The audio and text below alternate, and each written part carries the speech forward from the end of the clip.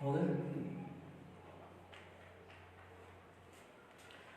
Subject science, class 9th to 12th, 9th से लेके 12th तक के सभी बच्चे इसको देख सकते हैं, क्योंकि प्रकृति में हमेशा कुछ वांछनीय कुछ अवांछनीय हर समय परिवर्तन होते रहते हैं।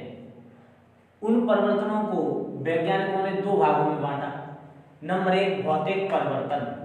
भौतिक परिवर्तन इसका मतलब फिजिकल चेंजेस, भौतिक अवस्थाओं में परिवर्तन होता है। ये परिवर्तन अवस्था परिवर्तन है। इसमें संगठन, कुल द्रव्यमान में कोई परिवर्तन नहीं होता है। रंग, आकृति व आकार तो बदल जाते हैं, रंग भी बदल जाता है, आकृति भी बदल जाती है, आकार भी बदल जाता है, लेकिन नई वस्तु का निर्माण नहीं होता है। जैसे चीनी और नमक का जल में घुलना, चीनी को हम पानी में घोल देते हैं, ऐसे ही नमक को भी पानी में घोल देते हैं। या हम यहाँ पे पानी ले लें और पानी की अवस्था परिवर्तन करा लें, तो जल से क्या बनेगा? जल से बर्फ बन सकती है, और बर्फ से भाप बन सकती है, और भाप को ठंडा किया जाए तो वापस जल बन सकता है।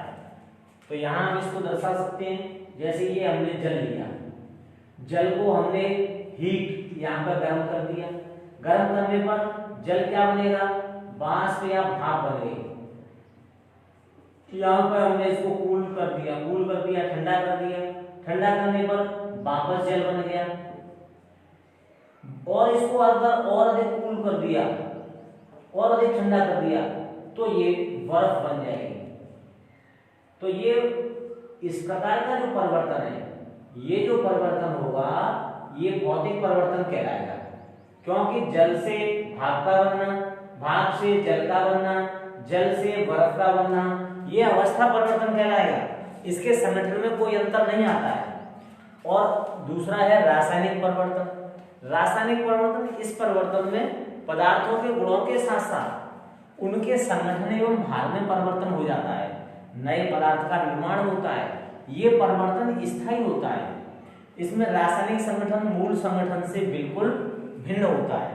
जैसे कोई चीज बन, लोहे पर जंग का लगना, अगर लोहा है, लोहे पर हम पानी डालते हैं, ये हमने एक लोहे की सरिया ले ली, छड़ ले ली, इस पर ऊपर से हमने पानी की बौछार डाल दी।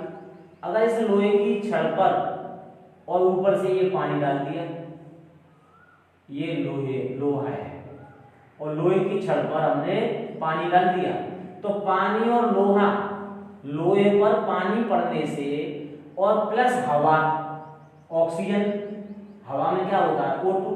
अगर पानी और हवा ये दोनों लोहे के साथ तीनों ये मिल गए तो ये मिट्टी बनना शुरू हो जाएगी, धीरे धीरे अंत में मिट्टी बन जाएगी। लोहा, इस मिट्टी को जंग कहते हैं।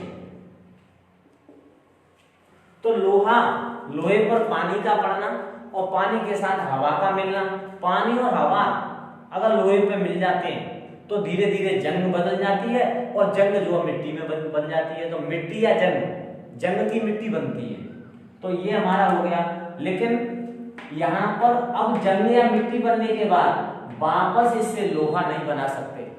जैसे हमने कागज लिया, कागज को लिया, हमने जला दिया, कागज को जलाने के बाद राख बन जाती है, लेकिन राख से कागज वापस नहीं बना सकते। कागज का वजन ज्यादा होगा, राख का वजन कम होगा। तो इस प्रकार से भार में भी अंतर आ जाता है, संगठन में भी। राख में जो तत्व होंगे वो फास्फोरस होगा, कैल्शियम हो सकता है, अन्य कार्बन होगा, लेकिन जब उसको जलाया नहीं है उससे पहले उसमें अन्य चीजें होंगी। ऐसे हमने लिया दूध का दही में बदलना। अब दूध होता है, उसमें शर्करा होती है, लैक्टोज शर्करा होती है। दूध इसीलिए मीठा लगता है। दूध हमें कैसा महसूस होता है? मीठा महसूस होता है। किसके कारण? लैक्टोज शर्करा के कारण। अब दूध मीठा है, यहाँ लैक्टोबैसिलस यहाँ पे जीवाणु होते हैं। अब लैक्टोबैसिलस जीवाणु इस दूध को किस में चेंज करते हैं? दूध को दही में बदल देते हैं। अब दूध को दही में कैसे बदल देते हैं?